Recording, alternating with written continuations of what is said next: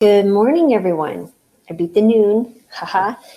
Today, I really wanted to speak to you about 5 tips, not 10, 5 tips to help you lose weight and really try to start rebuilding your relationship with food.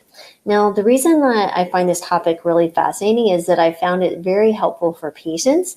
And having done 7 years worth of podcast interviews, which started because I was curious about how individuals were able to overcome their food addiction and change their lifestyle and lose 50, 100, 200 pounds and keep it off for many years, over a decade.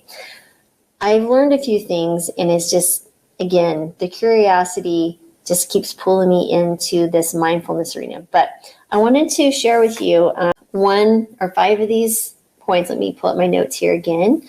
And the first thing is really understanding mindful eating instead of mindless eating. So step 1 is to really understand that we need to savor every bite. And I want to walk you through an exercise. You may have heard of it. It's called the raisin experiment. But instead, I don't have any raisins. But what I do have is this little truffle that I ordered from Whole Harvest. If you're interested in looking or ordering from Whole Harvest, the link is in my bio. And if you go to Whole Harvest /Dr. Marbus and click there and then put in plants 30, you get $30 off your first order. But anyway, these truffles are delectable. And the smell alone makes me salivate. But the whole point of the raisin experiment is to take a piece of food that you would normally maybe just gulp down, but take a time to actually engage all 5 senses. And that's one of the other tips. So we're going to learn to savor by slowing down. And so basically you start with vision, right? So you're looking at the different textures. This could be any food, a grape, a raisin, a piece of apple, whatever you like. It doesn't matter. But small enough, I think, so you can hold it and not so messy that, it drips off your fingers. So when you're engaging with your eyes, what does it look like? Make note of the different colors. You might have to put on your old lady reading glasses like I do and say, okay, here are some delicious dates with cocoa powder, and I can see the powderiness of them, whatever it might be. There might be wrinkles. It might be a variety of things. Next thing is touch. Is it sticky? Is it slippery? Is it cold? Is it warm? And of course, the sense of smell. So what's occurring now is that I'm smelling it. I'm noticing that inside my body, I'm salivating. In my mouth, I'm salivating. And I'm sure my stomach is starting to gurgle a little bit. But those are starting to utilize all of your senses. The hearing, it makes a sound as I crinkle it, right? So that kind of gooiness factor.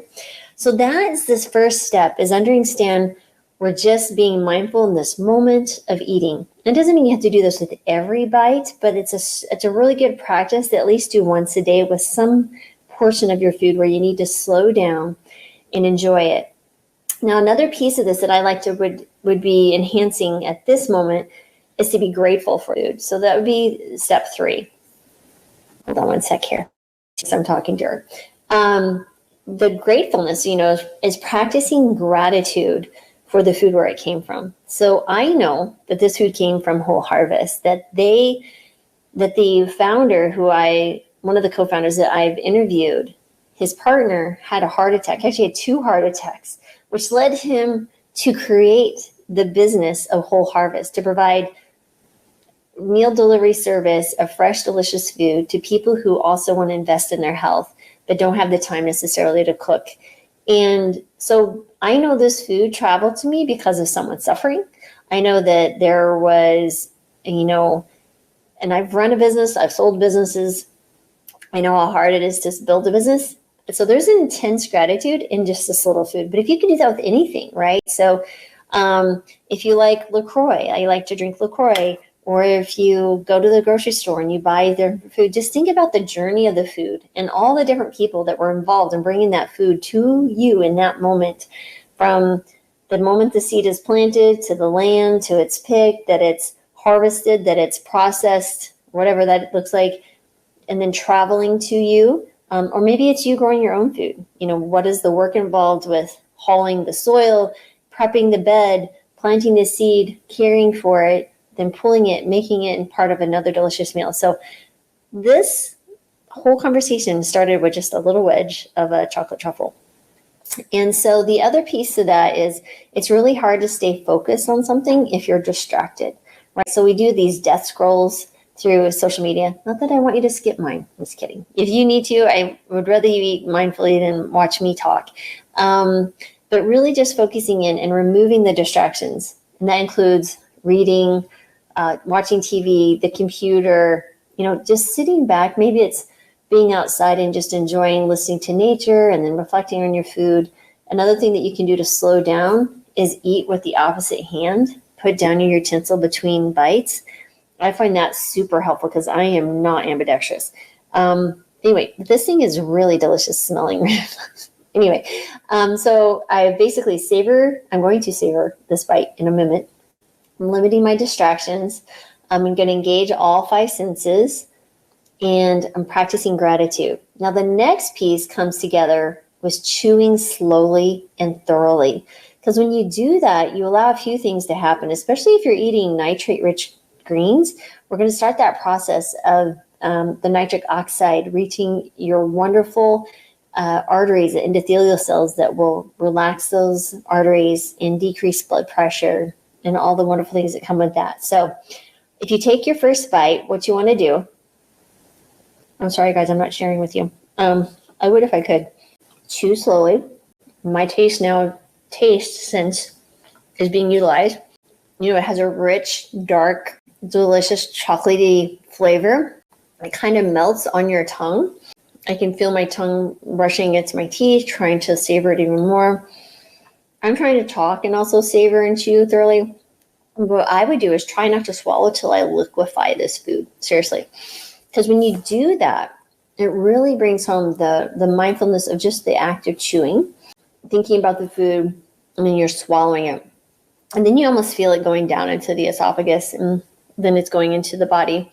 And then I'd like to say, a gratitude of thanks for me having the opportunity in this day and age of abundance to have food in front of me that's not only delicious but nourishing. And I would say that even if you're cooking food for family, even if it's family that's struggling with, eating your healthy food, just know that you're doing the right thing by placing healthy meals in front of them, especially kids or maybe a spouse who's reluctant to embrace a whole food plant-based diet. Do what you can because, every step, every ounce of work that we're doing has a meaning and it's helping people. I think that's amazing. So anyway, as you can see, I get really tickled easily and excited, but here's it again. What happens is when you slow down and you savor every bite, you limit your distractions, you engage all of your senses, you chew slowly, and you practice gratitude, you end up giving your body time to digest. The stomach expands, sending signals to the brain saying, hey, I think I'm actually pretty full. And guess what happens? You eat less. You're already eating more calorie less foods, but this can be done with any food. And amazingly, what happens is you start losing weight if you need to. Just the art of mindful eating can be done at any time. And it makes you start thinking about your own sensation of hunger. When you go to the refrigerator, I look that way because my refrigerator is that way. Going to the refrigerator and you open it and you're like, am I even actually hungry? Maybe I need to do something else that's more constructive because I'm actually not hungry. I just ate like an hour ago. So again, these are just kind of some of the discussions that start happening in your head when you practice the art of mindfulness, mindful eating, mindful walking. Just there's so much power in that. And then guess what also happens? This improves your mood. When you are starting to speak of gratitude, you can't help but be a happier person. I almost don't like the word happy. Happy is elusive. It's difficult to define, but this is more of joy and content. And when you can find joy and content in every day, even when it's a struggle, that's a good life. And so anyway, guys, I hope you found that helpful. Try to keep these short and beneficial for you. And I love that you're here. So thank you for spending time with me today. All right. And I will sign off. Have a great, beautiful rest of your day.